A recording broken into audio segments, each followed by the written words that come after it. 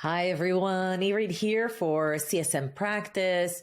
This podcast is all about how can we amplify the way we work with clients, increase engagement, get them to get more value, and of course, open up our ability to scale the way that we operate with clients because there's so many customer success managers that we can hire before that format cracks. And if we have a lot of clients or we have a lot of end users, we need to do things in a more scalable manner. How do you do that in a more efficient way? And even how can you leverage analytics and AI and data, create a better customer journey for your clients, increase engagement and product adoption? And I have a very special guest today. I got Samuel J. Cummings III, one of my favorite people in this entire world, otherwise known as Sam. Hi, Sam. How are you? Hey, doing good. Excited to be on here. It's like a movie come true, huh? Exactly. Sam and I met about 10 years ago through Gainsight. You led the predictive analytics team. You left after a few years, and now you have your own company. Tell us a little bit about the company you started. When did you start? What is it about?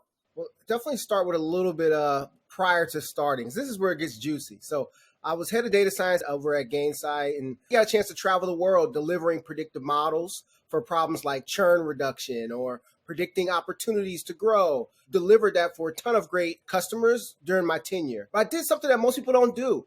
And that's I went to a whole different role to get some experience. And so I actually became a CSM. I went to LinkedIn and became a CSM for their Sales Navigator product and learned a ton of insights. Now, what I recommend to people is live in the shoes of the people you serve. And I got a chance to do that. So as a CSM, I ended up winning an award at LinkedIn, the Inspire Award, for my work as a CSM. So here I was, the data guy, spent most of my career crunching numbers for folks. And now I'm leading calls and driving programs across entire enterprise teams. And that combination gave me some very compelling insights. And so going into 2021, I ended up founding my own company to bring those insights to life. And the company's called Dataplant, and the rest has been history. By the way, kudos for you to I always tell my daughters, one step back, two steps forward. Sometimes you need to have like this additional experience to make yourself sort of like a Swiss knife. Then you can get all of these experiences and do something even better. This whole conversation today is going to revolve around how can we do more with less, especially when we do client engagement. It's a small company. You just got like an initial funding in it. You're not a public company. You don't have like these big rounds that some companies have where you can have 200 employees. You're just starting. So you definitely like your eyes on the ball. You got to deliver an exceptional customer experience, but you don't have a lot of resources. And so what you told me is like one of the things that you thought about is like, can I leverage technology to deliver an amazing experience for my clients? Because otherwise it would have been tough for you to do so given the limited resources you have.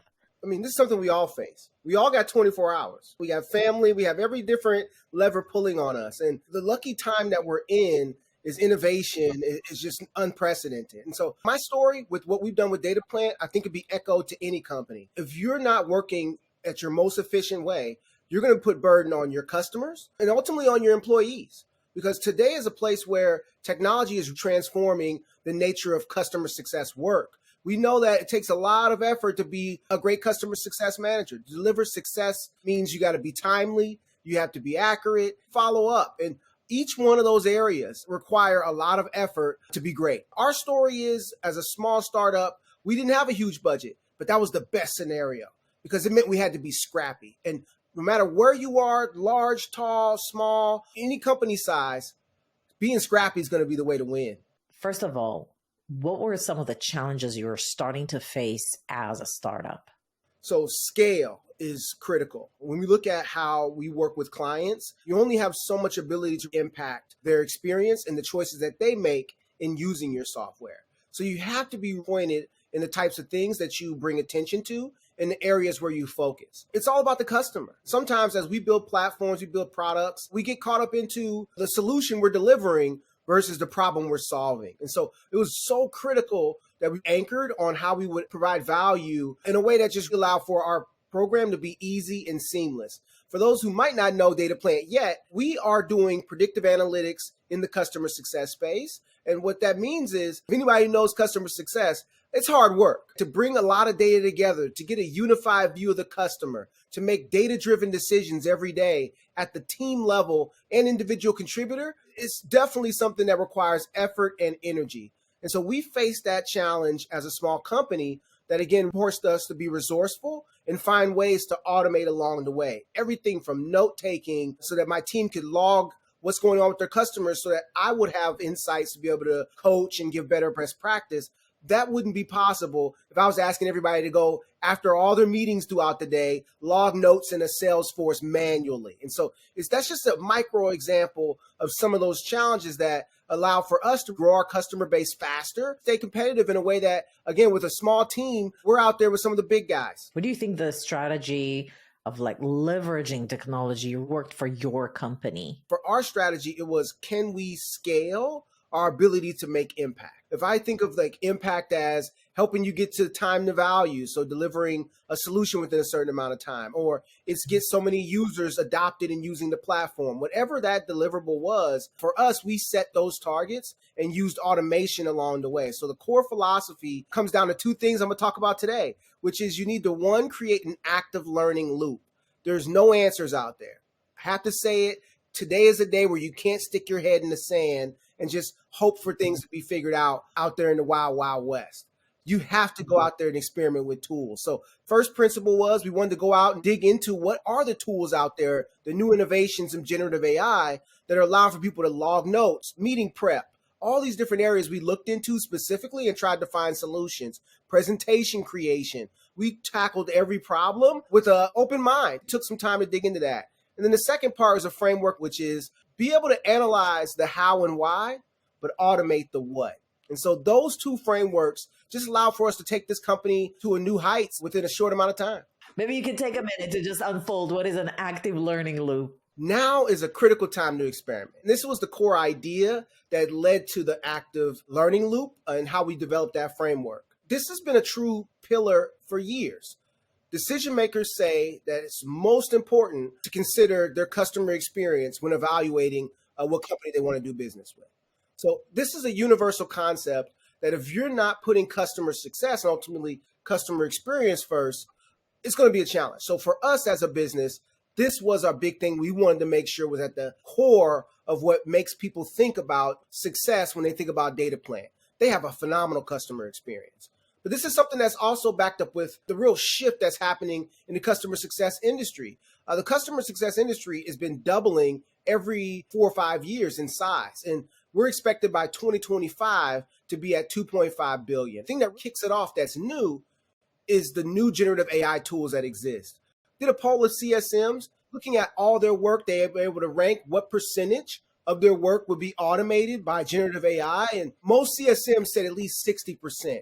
And this just goes to show that today is a time with all the innovations in technology, we must experiment. We must find new ways to do things that we've done for years. And it's that kind of approach and that kind of mindset that led into us creating some of the frameworks that I'm sharing today. So active learning loops, what is it? How does it work? What do you do? Well, I'll give you 3 core things that you should take away from what an active learning loop is. I mean, the first thing we did was we created an active learning team. And think of that like a team of people across the organization come together and try out these things and go embark on these journeys together. And so again, in my scenario, it was myself and a couple of members of my team and then also from our product team. So we looked at members across the board and tried to bring together folks that could really evaluate tools holistically. And we met monthly and also presented our findings quarterly on what we found in every area. And each month we met, we dug into a specific problem. So take it in your scenario, month 1 or month 1 through 2, you could do note taking, meaning you're going to look at all the different note-taking solutions out there and approaches you can use, leverage the committee experience. And that's what we did. So we started with, meeting every Friday, first Friday of the month, and walk through, okay, we're going to dig into this specific problem. And then following weeks, we would literally download or do free trials on a lot of different tools out there and just experiment and figure out what worked, what didn't, what were some of the limitations. And that gave us a chance to come together at the end of the month or going into the next month and showcase, this is what we found. here's the tool that we think is best to use and drive forward with that. And ultimately, the biggest part of it is we rotated. So every month, a new person led the charge. And that allowed for us to keep it fresh, make it so everybody was actively learning, no pun intended. So it's one of those things that's at the core here that we learned through our own setup, is that you got to really lean into the unknown of what's going on in technology today. If I get it right, you had people from customer success, you had people from product, because some of these automation tools might be needing to integrate into product. For larger teams or larger companies, would you also include other teams? Think about big companies. You worked at LinkedIn. Who else would you recommend larger companies to include in these discussions?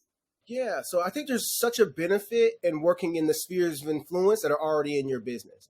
So if you're at a company like LinkedIn, there's always a tight connection between sales and CS. So there might be an opportunity to bring in maybe one or two people from that side. I recommend as well, if you have ability, if your company's small enough to bring product, usually that's a little harder of a reach, but benefit of having different teams lets you get different approaches, different mindsets on how that works, and spread it internally as well. I would also think anybody that's post-sale from a leadership standpoint. For example, some of the incumbents that I work with, they might have an education services team, an onboarding team that is handling maybe like an FAE, a field application engineer, the ones that are actually going out there like a technical account manager. So there's various specialized roles that might actually benefit from the same solutions.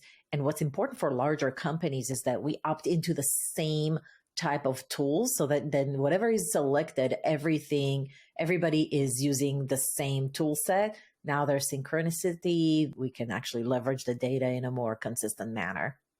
Exactly. And holistically, you can really drive in a way that you just can't do if it's in the small world of just yourself or just maybe your team alone. Then you said you meet monthly. Are you still doing these meetings, by the way? Yeah, so it's not like you're done. With the new innovations with generative AI, the software is evolving super fast. And so if you just looked at tools last February, now if you look at those tools, you have at least 4 to 5 more options in any category that you look at. And that's just an underscoring. Dust is not going to be settling for a while. So there's an important opportunity that we took on, which was to make these cyclical. So we started up note-taking first. We went on to presentation automation. We moved to doing once a month initially to doing every 2 months. We would present findings in bigger categories like overall meeting prep. We dug into different subcategories of that. And so that's what gave us the first initial launch. But we did revisit. We're going back next month into note-taking, for example, look at how the tool that we aligned on after testing a bunch, how it's been working. We're going to go back and look at some of the other tools in the market again, keep shopping, because not only are we learning from the tool and improving our business from what we're using today, but we're learning from how is the market evolving? How are people tackling the problem of note-taking differently than before? And I tell you, even since the last session we originally did in February, note-taking is in an entire different place. And that's just one example. That goes across almost every manual activity that a CSM does or CS teams do today. You can find that same pattern. You said presentation creation, so tools that would help you create presentations faster. Like I know you can go into ChatGPT and say, build up a presentation content for this and this topic with the objective of this and that and this persona. And it'll actually give you all the headers to the slides and the content to add into those slides, which is sick. Is this the kind of something that you were looking at, or like what did you end up selecting? ChatGPT is amazing, but that's just the tip of the iceberg. What we've seen is verticalization of that technology. So ChatGPT being baked into SEO search, being baked into blog writing, all the different areas that you can expect. Essentially, ChatGPT being used today, there's tools that do it better and more specifically for that use case. So one of the areas that we looked at as far as tools was, how can we get our presentations to be essentially created for the most part automatically? So instead of me having to come in, create these content decks on the fly, how can I make it to where I can make a compelling deck out the gate that's customized for that customer and still use that as an anchor that can be standardized? So meaning whenever we come up with can be used with other customers down the road. And so we found a tool called Tome.ai. And this is a tool, again, just one example of a tool that auto-generates the entire presentation. And so that scenario of me being able to take my notes from a meeting, so I can take any previous conversations I've had with my customer, throw it in the Tome, ask it, pretty much give it a frame of reference, meaning, and this is one of the core concepts of these new generative AI tools, I tell it to be a person. I literally told it, and this works for all tools, they mostly all work this way. You give them a prompt. And we all know the new careers of the future are going to be prompt engineering. One of the things that we did was we gave it a frame of reference as a person, meaning we told it that you're a 20-year veteran in creating business presentations. You've won awards. When you were born, you were a savant and you're good at crunching numbers. So literally gave it a semi-personality that it could use. And then I threw my content in there and boom, out spits a presentation that's phenomenally put together. And it's that kind of use case that, again, can work for anybody. Okay, so you had note-taking, presentation creation. You said meeting prep, and then you mentioned there were different aspects of meeting preps. Can you run down, like, what are the 12 monthly topics that you go through in a year to examine the options for tools? Yeah, there's so many spaces. And so I'll just give a couple that I kind of laid out already. Note-taking is one that's most people might be familiar with tools like Gong.io. There's plenty of tools out there that lets you take your meeting directly and convert that into notes that could be loaded into Salesforce, Gainsight, any CS tool. And it's that core use case that would make up this bucket of note-taking. On the other side, when I talked about meeting prep, there's a lot of different areas of that. Sending the email in advance, reviewing all the data that they might have, doing research on the company's current state. So what is the news on the industry itself? All these different areas go into you coming in as a real true partner to your customers. When you get on that call, you know what's going on in their industry. You know how their business has been. You know what news has been going on recently. If you're a larger company, you might have listened to their earnings calls to get some context on what the leaders are focused on every day. And it's that core bucket of tools that'll give you more than 12 months worth of stuff to dig into. So you have the prep for the meeting, you have presentation creation, which is outstanding. I got to check that. Note taking. So there's still like 9 more months in a year. What other tools were you looking at? In each of those categories, you might have dug a little deeper. So the meeting prep was a great one where we expanded that one into like 4 or 5 categories. I listed a couple of those, such as all under the bucket of due diligence. A couple other tools that might come to mind that I think are very much going to be critical in CS is, tools that help with prioritization. So we all have task lists. I don't know any person in this industry that doesn't have a to-do list that they're constantly chasing. To manage it effectively, to be able to communicate to your partners and then also to your customers themselves, the value you generate, that's a big problem today. ROI storytelling. So that was one of the ones that I have to say, if you're not digging into that problem specifically, how do we tell compelling stories of impact? That's one of the places that you can spend at least 2 or 3 months on. We digged into that one for an extended period. We looked at everything from data analysis, task management, and all those areas. Again, there was platforms for. One platform we came back to a number of times was a tool called Jasper AI. And if those who haven't know, Jasper is a great company, know some great people over there, but they built a platform that allows you to automate a lot of your processes when it comes to writing. So whether it's writing blogs, writing documentation on how to drive a process, creating content you need to share to your customers, these are tools that, again, are transformative. But that's just the tip of the iceberg. The tools we started to see in early March of last year, so the tools we saw then compared to the tools we see now, it's sci-fi. The tools we see now in this one space are now doing what's called digital clones.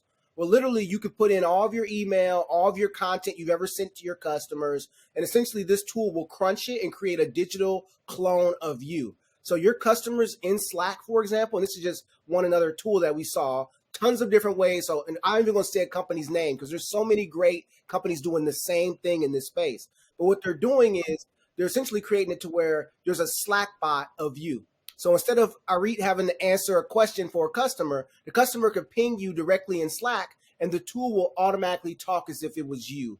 And that can work for documents. It can work for scaling in every context. And that's just a micro example. 2023 is just the beginning. 2024 and beyond is going to be something we've never seen before. So this is just the one thing that you've done, which is the active learning loops The second thing you've done as a CEO and de facto the chief customer officer, which is why you're here, is you said analyze the why and then automate the what. What a concept. Well, we have to flip it and begin researching your roles, look in your region, and apply for roles and get familiar with what's going on. Because I share some of these concepts, it's going to be something that you're going to be able to take into your lives. Again, start with the what. I mean, the what is such a big problem that we all focus on. But if you look at the what, and when we talk about the what, it's always important to keep in context the how and why. So let me walk you through a little bit here. So on the what, when we think about what we do and how we do it, this is where it's important to put it into the context of the customer. And so what email we send, what message we use. Are we going to send them a message in the product? What we're sending them or the what we engage a customer with is a place where you want automation to take over. Again, the days of writing long copies or creating complex, detailed, step-by-step playbooks, those things aren't as agile as the customer wants to be experienced today. And that's where your ability to automate and quickly change and innovate in the what space is critical. But the how and why is the element that really makes or break any ability for a company to scale. And so these are two steps you can take. And when we look at the how and why, if you don't get those two parts right, you miss the ability for your program to be impactful, give customers a true experience that they're looking for. And so for the what we did in our automation journey is we looked at, can we automate the way that we generate messages? And so what we did was we used ChatGPT in some places, a couple other tools like Jasper AI that I mentioned. And what we did was we aligned an AI channel to be able to speak to that certain problem. So if everybody knows how these tools work, you can create a chat. And essentially in that chat, you can condition the AI to be tailored for a very specific thing. And so in our instance of ChatGPT, I'll use that example because most people might be familiar with that. We had multiple bots that have been tailored for different things. So we had an email outreach bot that was able to engage. We had an adoption tracker bot. We created different bots to tackle different problems, meaning each one of them had a frame of reference, meaning we gave it, you are 20 years of experience in life cycle management with award-winning ability to communicate customer success over their times where they are in their journey. That's an example. Underneath that, we would give it context. So maybe some things about our business and then give it a specific ask and format. And so the what, meaning what we say and the context that we create, essentially comes from these different curated bots. But essentially, the automation is the final step. We needed to analyze. So for every engagement, every touch point we're doing for a customer, you can't let digital strategy be a story of you talking to your customers. It needs to be your customers experiencing meaningful conversations. And so for us, we asked for every outreach that we were going to send. So any notification in our product, any email we're going to send with the customer, we asked two questions. Why are we sending this? And how is it going to make their experience better?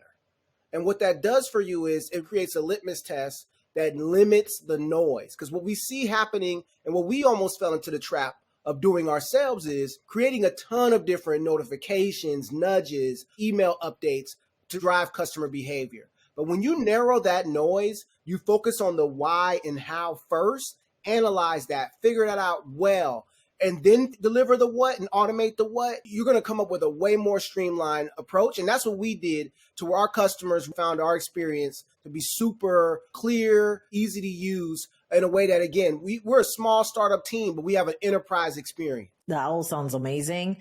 I'm just thinking, wow, what if I automated some of these things and think about the why, the what, the how? Gosh, I feel like, first of all, I need to have very skilled people to actually have these intelligent thoughts and be able to put it in a framework and then execute on it. How many people do you actually have dedicated to think about the what, the why, the how, the when? How long did it take? I would think that that would be one of the barriers to success, to just implement something like that. Definitely something that you got to bite off. We have 4 people in this active learning team. And so out of the entire company, that's a small amount of the people that we put together in any team. So a small team of just 4, and we were able to do this. And again, the larger your company, maybe the more different stakeholders that have buy-in to these processes, definitely bring one person at least from those different teams to the table. But this isn't rocket science. This is a real simple exercise you can go through with your team. And it's a daunting one, right? To do it well and do it right does take some attention to detail. But to get started is pennies. Having a real conversation about today, what are all the different ways that we engage digitally and lifecycle wise with our customer? And when you write those down and then literally add another column in that Excel spreadsheet that says how, why, and then another column that says what, you'll start to clearly see. It asks the question for every message that we send customers in product or every touch point that we have today in that customer experience journey.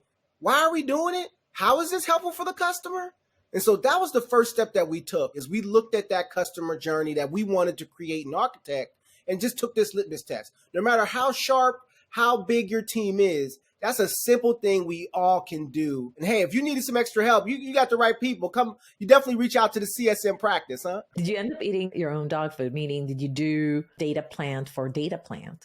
Yes. And that was one of the things that just have a real great leap that comes from having a tool that solves a lot of this ourselves. So we tackled the why and the how using Dataplant to look at across our data, what were the major drivers and also the major challenges that customers were having in our space. And that allowed for us to get insights on what drives behavior and then automate it for our team. And so for those that don't know what Dataplant does, it literally auto figures out what's working in your business and learns that over time and then suggests accounts. So essentially the ability for me to know who to reach out to and what way to nudge them, Dataplant took over all that for us. So all we had to come up with was the what. I have to ask you, because you're a small startup, there's a lot of small startups that might be listening as well. Sometimes the data is inaccurate, especially contact information. You might have limited data because you're still very young. What data sources have you used, and was any of this a challenge? Yeah, and that's part of this. Now, again, we definitely had a benefit with Dataplant. It also has a maturity analysis where it'll look at your data and give suggestions on how to improve things like dedupes, duplication removal, looking at things like lack of lookups, meaning things aren't tied together properly. So a lot of our data cleanup gets done automatically, which is definitely a benefit. But there are a lot of tools out there that might have some version of that data maturity, data and cleanup process. So you can leverage that if you have a tool. If not, that's why experimentation is key. But essentially that helped us with that barrier. But the sources we used are some of the most core to customer success. We had some product usage data, so how the customers are using the product. And then we had all of our life cycle stuff tracked. So like all the meeting times that we had, every time we send them a digital nudge in the product based on usage, we had that data as well. And so even though we're a small company, we sell to enterprise teams. So our teams might have anywhere from 40 or up to 200 users per team.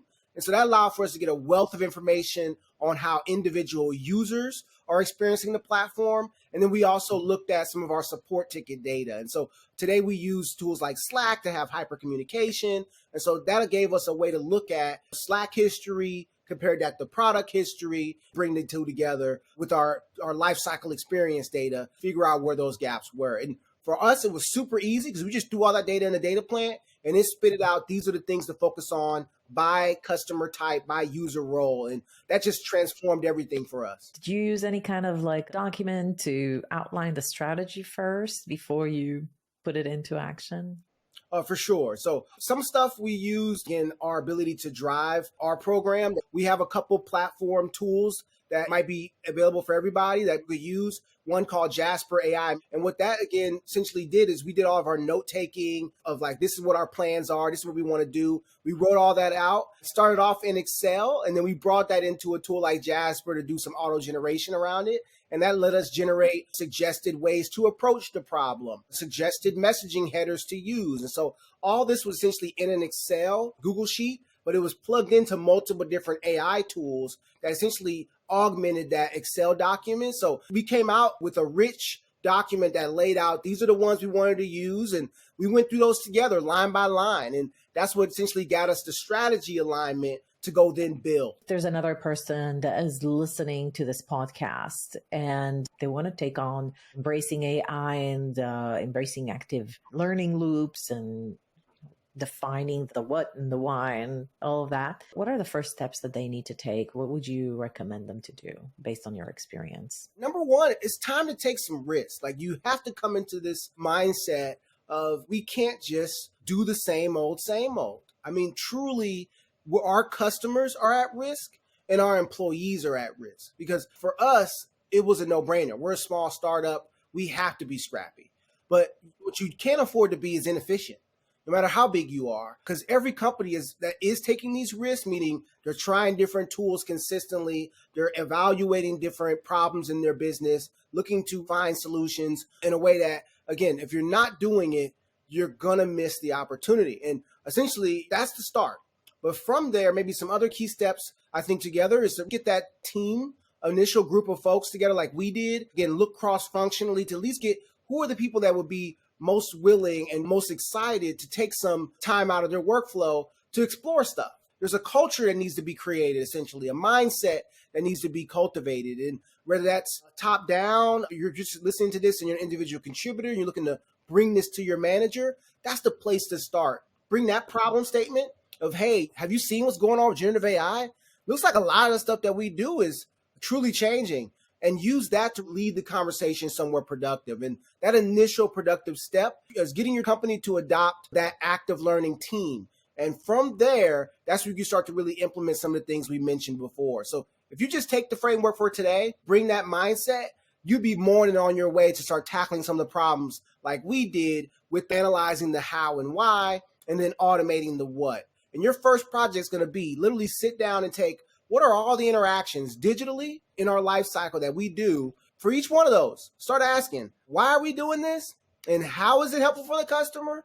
And how can we be more helpful? And what can we do better? Those things will just flow naturally. Sam, as you were doing this exercise with your team, did you read a book that sparked this idea to do this, or like a podcast that you were listening to that inspired you to take this on?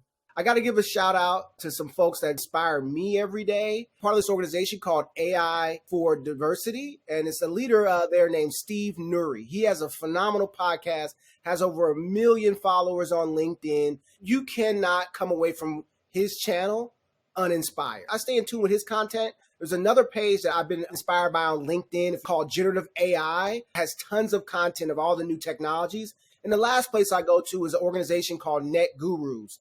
They also featured us. They evaluate the entire generative AI market, and they put out a list of what are the top 30 companies every quarter.